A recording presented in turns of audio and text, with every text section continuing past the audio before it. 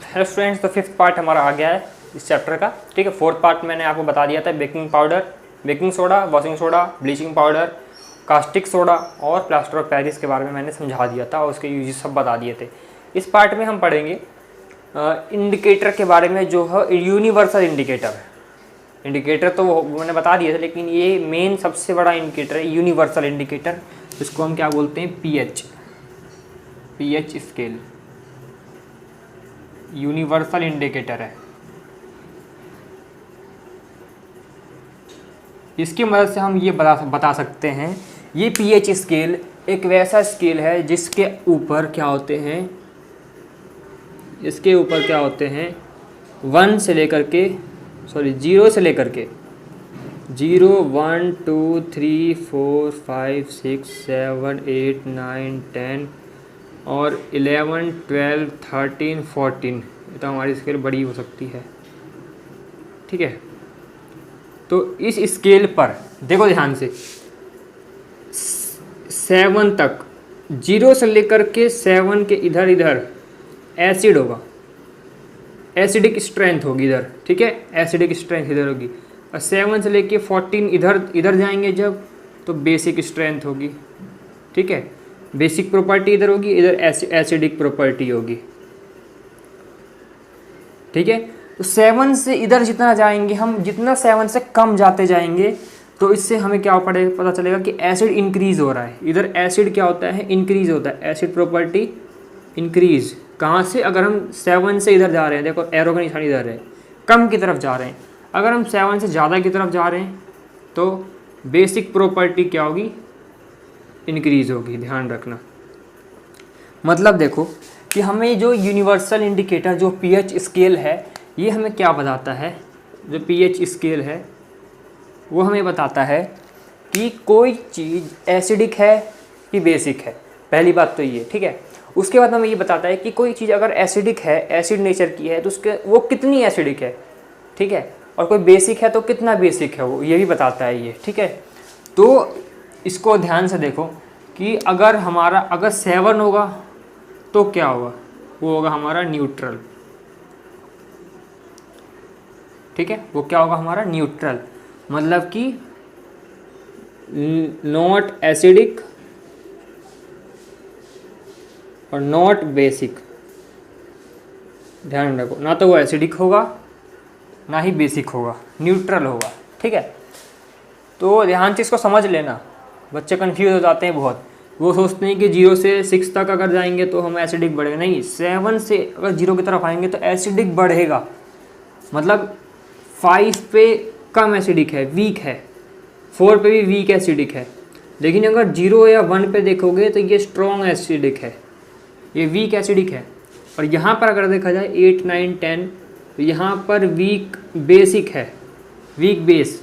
और यहाँ पर देखा जाए तो यहाँ पर क्या है? स्ट्रॉन्ग बेस है। सबसे स्ट्रॉन्ग यहाँ पर है, स्ट्रॉन्ग बेस यहाँ पर है, और स्ट्रॉन्ग एसिड यहाँ पर है। ठीक है, स्ट्रॉन्ग बेस सबसे यहाँ पर है। क्या था स्ट्रॉन्ग बेस? NaOH। और स्ट्रॉन्ग एसिड क्या था हमारा? H2SO4। समझ गए? इनकी जो पीएच वैल्यू है वो यहाँ पर लाई करती है, और इनकी पीएच वैल्यू यहाँ पर लाई करती है। ध्यान रखना। ठीक है, तो ये हमारे कुछ मैंने बेसिक सी बातें थी जो मैंने आपको बता दी। ठीक है, इसके बाद हम ये पढ़ते हैं कि कुछ जो चीज़ें हैं उनकी पीएच वैल्यू क्या होती है। जैसे कि मान के चलो, जो हमारा ब्लड है उसकी जो पीएच वैल्यू होती है वो 7.4 होती है। किसकी? ब्लड की। ब्लड का जो पीएच होता है वो 7.4 होता है।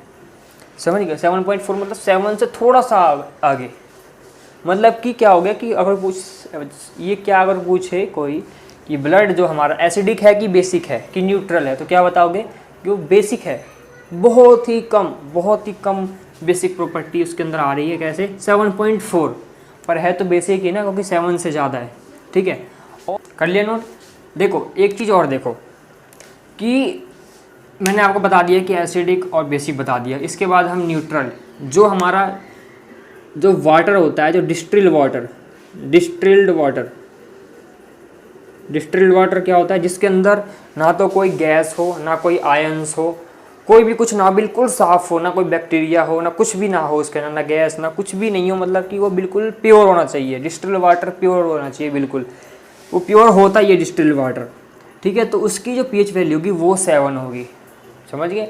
जो हमारे घरों में जो वाटर होता है वो डिस्टिल वाटर नहीं होता, उसके अंदर बैक्टीरियाज होते हैं, कुछ गैसेस मिक्स होती हैं उसके अंदर, ठीक है, कुछ और इम्प्योरिटीज़ होती हैं। लेकिन जो डिस्टिल वाटर है उसके अंदर कोई भी ना तो गैस होगी, नो गैस, नो इम्प्योरिटीज़, कोई गंदगी नहीं होगी उसके अंदर, और क्या नहीं होगा, नो आयंस, कोई भी आयन नहीं होगा उसके अंदर। ठीक है, तो इसका मतलब कि जिसके अंदर ये सब ना हो उसको हम डिस्टिल्ड वाटर बोलते हैं। इसको बनाते कैसे हैं? वो डिस्टिल्ड वाटर कैसा होता है, देखो जब भाप, पानी उबलता है, ठीक है, जब भाप जब ऊपर जाती है तो जो भाप होती है ना, देखा होगा जब भाप को अगर किसी बर्तन उसके ऊपर रख दोगे ऐसे तो उसके ऊपर पानी पानी हो जाता है बर्तन के ऊपर। जो भाप अगर ऊपर जा रही है उसके ऊपर कोई प्लेट रख दो तो उसके ऊपर पानी आ जाता है। ठीक है, वो जो पानी होता है ना, पानी जो प्लेट के ऊपर चिपक जाता है वही डिस्टिल्ड वाटर होता है। उसके अंदर कोई इम्प्योरिटी नहीं होती, ना कोई गैस होती है, ना ज़्यादा ना, और ना कोई आयंस होते हैं। ठीक है, तो वही डिस्टिल्ड वाटर होता है। वो क्या करता है, बिल्कुल न्यूट्रल होता है, उसकी एसिडिक प्रॉपर्टी ना बेसिक प्रॉपर्टी कुछ नहीं होता उसके अंदर। ठीक है, तो इसके बाद क्वेश्चन अगर आता है हमारा कि why distilled water not conduct electricity, not conduct electricity while rain water does, कि जो बारिश का जो पानी होता है उसको अगर हम इसके अंदर इलेक्ट्रिसिटी पास करते हैं, ठीक है, तो उसके अंदर तो बिजली चली जाती है, उसके अंदर तो करंट लग जाएगा बहुत तेज आपको। लेकिन अगर जो डिस्टिल्ड वाटर होता है उसको अगर हम मान के चलो किसी तरीके से इकट्ठा कर लेते हैं, वो जब पानी जो भाप बन के ऊपर जा रहा है ना उसको किसी तरीके से हम इकट्ठा कर लेते हैं, तो जो पानी उसको अगर हम उसके अंदर इलेक्ट्रिसिटी पास करेंगे, करंट पास करेंगे, तो उसके अंदर इलेक्ट्रिसिटी नहीं जाएगी, उससे आपको करंट नहीं लगेगा। ठीक है, क्यों नहीं लगेगा? क्योंकि मैंने क्या बताया था सबसे पहले, वाटर को इलेक्ट्रिसिटी कंडक्ट करने के लिए उसको क्या ज़रूरत होती है, उसके अंदर आयंस होने चाहिए। ठीक है, आयंस होने चाहिए, इम्प्योरिटीज़ गैसेस मतलब होने चाहिए उसके अंदर। सबसे बड़ा है आयंस होने चाहिए, आयन होंगे तभी ही उसके अंदर क्या होगा, उसके अंदर इलेक्ट्रिसिटी पास होगी। ठीक है, तो ये सब चीज़ें उसके अंदर होनी ज़रूरी है। तो देखो एक चीज़ बताता हूँ आपको, जो रेन वाटर होता है तो वो क्यों करता है, तो देखो रेन वाटर कहाँ से आता है, ऊपर से आता है। ऊपर क्या होती है, एटमॉस्फेयर में बहुत सारी गैसेस होती है। ठीक है, सबसे जो मेन जो रेन वाटर में जो गैसेस होती है ऊपर, वो होती हैं सल्फर डाइऑक्साइड और nitrogen dioxide, sulphur dioxide, nitrogen dioxide. ठीक है, इसके बाद sorry NO2 and SO2, methane gas भी होती है, CO2 गैस भी होती है। ठीक है, तो ये सारी गैसेस होती हैं ऊपर, तो ये सब क्या करती हैं वहाँ पर मिक्स होकर के और रेन वाटर के अंदर मिक्स हो जाती हैं। जब बारिश ऊपर आती है नीचे तो वाटर में जो एटमॉस्फेयर में जो ये होती हैं मिक्स हो जाती हैं, और धूल के कण भी होते हैं, मिट्टी के कण होते हैं, तो इम्प्योरिटीज मिक्स हो गई। ठीक है, गैसेस मिक्स हो गई, और आयंस तो होते ही हैं इन सब के अंदर, गैसेस के अंदर आयंस तो होते ही हैं, तो ये भी इसके अंदर मिक्स हो गए। ठीक है, तो मतलब सब कुछ उसके अंदर मिक्स हो जाती हैं।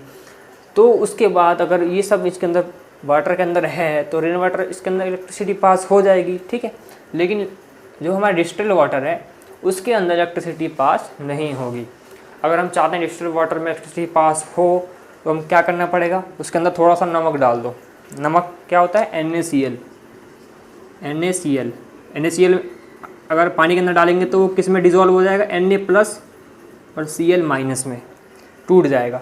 ठीक है, तो Na+ में टूट जाएगा Cl, तो ये आयंस हो गए। ठीक है, तो आयंस मतलब कि अगर हमने किसी बीकर के अंदर वाटर है, डिस्टिल्ड वाटर, ठीक है, इसके अंदर हमने सॉल्ट डाल दिया तो वो आयंस में बदल जाएगा। जब आयंस में बदल जाएगा तो उसके अंदर इलेक्ट्रिसिटी पास हो जाएगी। समझ गए इस चीज़ को? ठीक है, ठीक है स्टूडेंट्स, तो मैंने आपको बता दिया इसके बारे में। यहाँ पर क्या होगा, वीक एसिड होगा, ये सब वीक एसिड है, ये स्ट्रॉन्ग एसिड है, और यहाँ पर वीक बेस है और यहाँ पर स्ट्रॉन्ग बेस है। ठीक है, इस चीज़ को ध्यान रखना आप। इसके बाद मैं आपको बता दूं कि कुछ बहुत सारी चीज़ें होती हैं, जैसे कि जो सिरका होता है, जो नींबू होता है, जो हाइड्रोक्लोरिक एसिड होता है, HCl, HNO3, CH3OH, CH3COH, ये तो वीक एसिड है, ये स्ट्रॉन्ग एसिड है, तो ये यहाँ तक होते हैं इनकी वैल्यू। ये वीक एसिड है, ठीक है, तो इनकी वैल्यू यहाँ तक होगी। ठीक है, सिट्रिक एसिड, ठीक है, विनेगर में कौन सा होता है बताया था मैंने, विनेगर में कौन सा होता है, एसिटिक एसिड।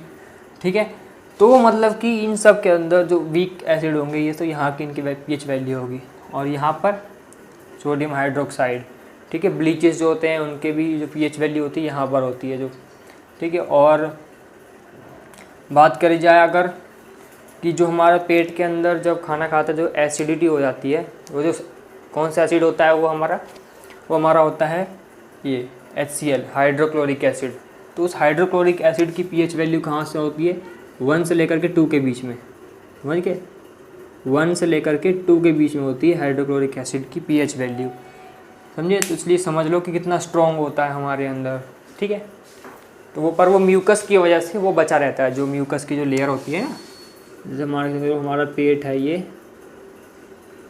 ठीक है। तो म्यूकस की जो लेयर होती है चारों तरफ इसके यहाँ होती है पेट के ऊपर, जो हमारे पेट की जो लेयर होती है वो बचा के रखता है उसको, ठीक है। तो ख़त्म है यहाँ पे लेक्चर हमारा आज। तो ये चैप्टर भी ख़त्म हो गया हमारा, ठीक है। जिन बच्चों ने नहीं देखे इसके पहले वाले पार्ट उसको देख लेना, ठीक है। और इसका अगर हम नेक्स्ट चैप्टर इसके बाद हम पढ़ाएंगे आपको, ठीक है।